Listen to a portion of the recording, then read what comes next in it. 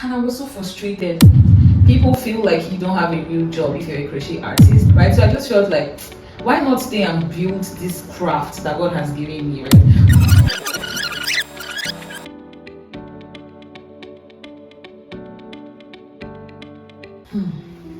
That's a deep one right there. So what inspired me to become a crochet artist? I mean, it wasn't more of an inspiration. It was just more of looking for something worthwhile.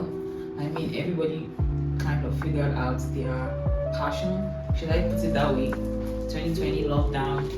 I was looking for something to keep myself busy, right? So I think my mom mentioned it to me. I was like, oh, why don't you just look into learning this art? And I was like, that's true. I mean, it wasn't like I learned it when I was in secondary school, so I had to start from scratch. And at the time, there was somebody that was doing it currently, right? So it was easier for me to look at the person. So I was like, okay, that's true. Let me just learn this art, right? So I feel like that was what made me start crochet, even though it wasn't so easy at first, because as a left-handed crochet artist, just learning from the scratch, it actually took a lot of like dedication, because crochet, you have to have a lot of patience, right? So I can say like that's what led me into crocheting, and that was how I don't know, took interest in crochet. That's a good question. My major challenges as a beginner, I would say it was like understanding a pattern and like crocheting something with patience, because crochet deserves and like requires a lot of patience, right? So I would always like to make, I think my first official project was a tote bag, and then the next one, because it was like a two-faced bag, like a two-colored bag, and then the next one was I think a skirt and a top, right? As a crochet beginner, it was wild of me to just dive into those kind of projects, but I can't really say like there was a major difficulty or like something that's like was a setback, because I can say I enjoyed the process. It just required more patience and I mean endurance. And the issue, one thing I figured as a beginner in crocheting is that when you start, if you make mistake maybe halfway through, you have to unravel the whole project and start all the way from the beginning, right? I feel like that was the only thing that was like, I was like, what? But apart from that, crochet was just, it was sweet for me. Like I mentioned, I started during lockdown 2020, and at the time there was this friend that was in the house I was in, and she was like, should I say, what's all this measurement of expertise? I think there's the beginner stage, and then there's like somebody that is between medium, average, and then there's the professional part, right? So I believe she was around like the average, like good, right? But then it was easy for me because she was there to guide me at the early stage, guide me at the stages where I didn't understand single crochet, double crochet, half double crochet, right? When she used to do it, it used to look like magic to me. But then I started to learn, right? And I was so proud. The next time, my second project was like a skirt, I think, yeah.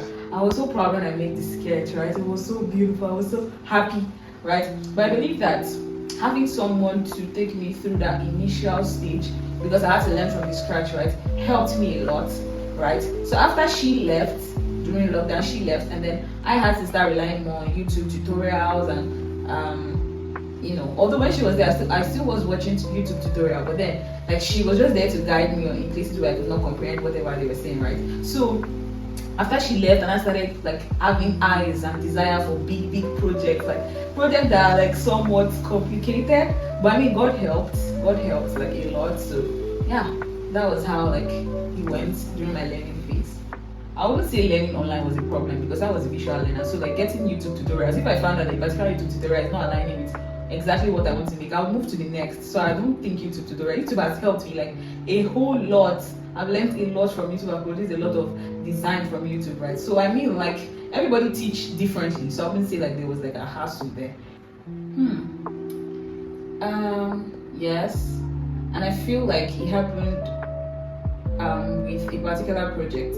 Now, like I said, I loved daring projects. I love projects that were like not common. If you tell me to make short and all this stuff, I'll just be so uninterested. But show me a particular project that is like mind-blowing, that is like not common, that like is not everywhere, those are the kind of projects that I like, right? And so the first time I decided to make like a graph gan project, I was still in school at the time. So basically I was juggling school and that graph gan cardigan at the time, right? And I was so bent on finishing. It was an avatar graph gan and then like a full cardigan. And that was my first time trying to crochet a picture, working with graphs and stuff like that. Hey, I remember sitting down in my room. I think I was halfway through the picture, and I was so frustrated. If you crochet graph, like, you know how frustrating it is, changing colors, crocheting in colors, cutting off colors. It was just a lot, and I was like, who sent me? Like, it was just a loss for me at the moment. I was like, I can't do this anymore. I need to stop. I need to just take a break. I was so frustrated, but I don't know. Somehow I found the energy, the tenacity to complete that project, and I loved it when I did, right? So I think that's a very like major part of where I can look back and say, oh, this project like is stuck in my memory because of how like difficult it was at the time, because it was my first time trying out a graph crochet pattern. Okay, so firstly I would say that every piece that I created this notion in people that how is that possible? Like, how is that handmade? How is that possible, right? But although like I started crocheting young, I was still in school at the time and was sustaining like myself through like working as a crochet artist and juggling like lectures, exams and all, right? And it was nice, but I can say that due to societal constructs, right, societal norms and societal constructs, people feel like you don't have a real job if you're a crochet artist. I mean, I've had conversation with different people where they tell me that, that is just a trend, or it's just for a season, or that is just like a child's play, right? You should get a real job, right? So like due to the societal construct, after school, I decided to look for a proper job that fits, you know, the societal construct of, oh, this person is working. I wanted to have that feel of, oh, you're working, right? And at the time, crochet was not bringing as much to like, you know, cater for regular needs and every other thing, right? So yeah, I decided to look for a job. And I can say that happened back and forth up until last year, right? I think it was last year after all my search that I decided to, I just felt like, hi, if I sit in my house and I pour myself into this craft that God has given me, I'd make more than somebody that is like, no offense, but like if I said I want to go all the way, work for somebody and come back all tired, right? So I just felt like, why not stay and build this craft that God has given me, right?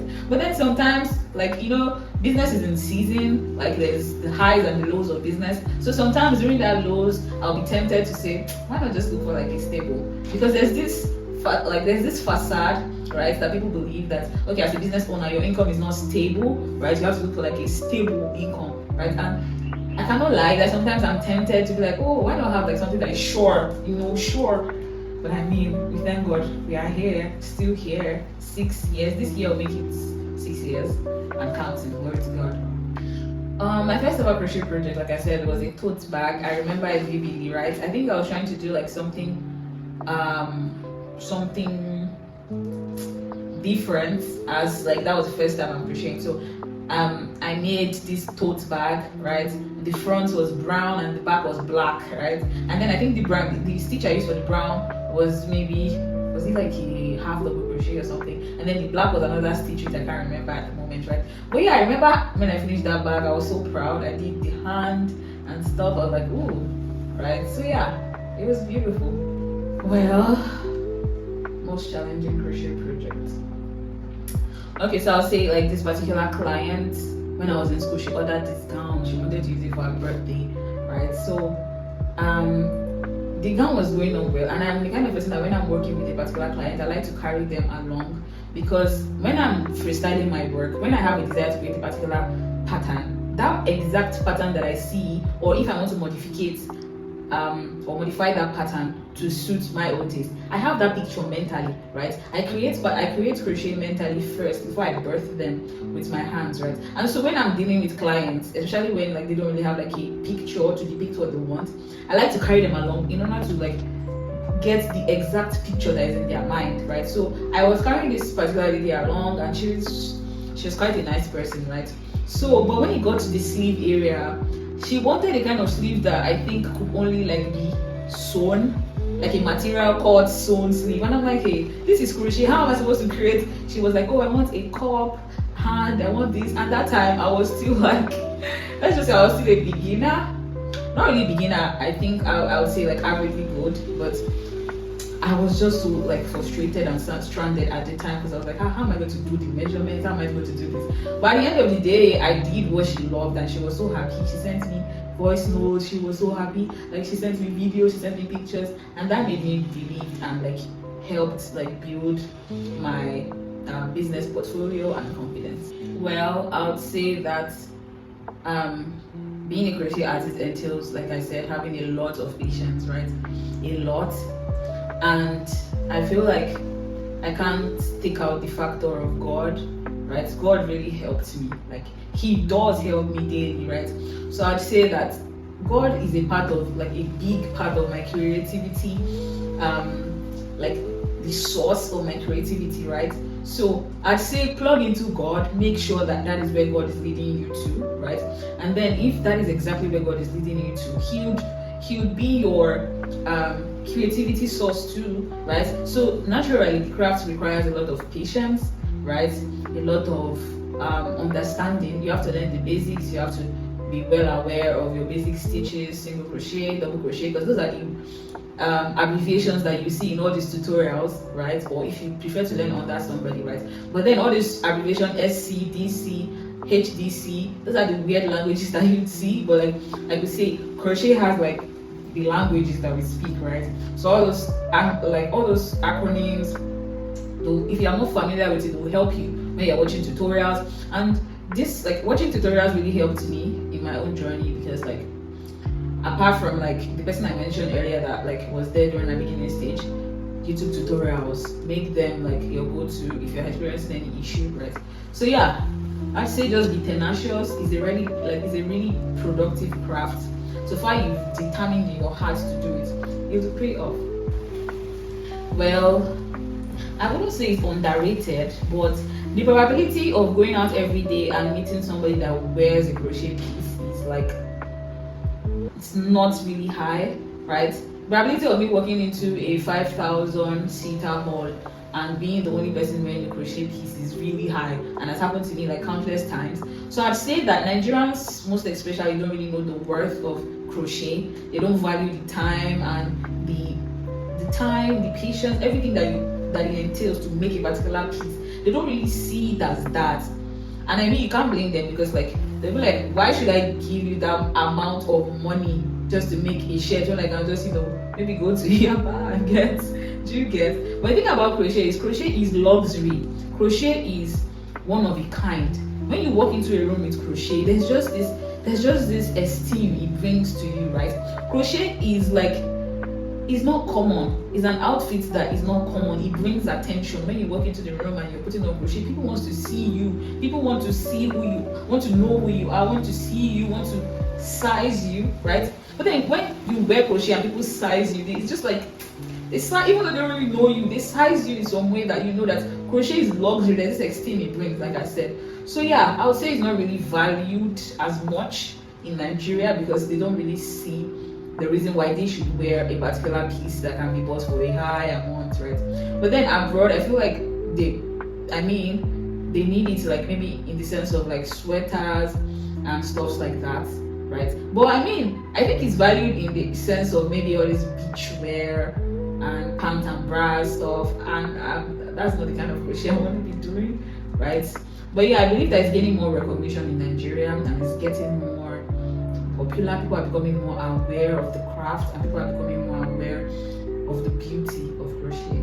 Thank you for watching. I hope you enjoyed the video. If you have any question, please comment below, and I'll make sure to answer as much as I can. And if you have any question you want us to review in our next episode, kindly drop them also in the comment section, and we'll address it in our next video. Please like if you find the video helpful, and share it to your friends, and subscribe. Thank you for watching.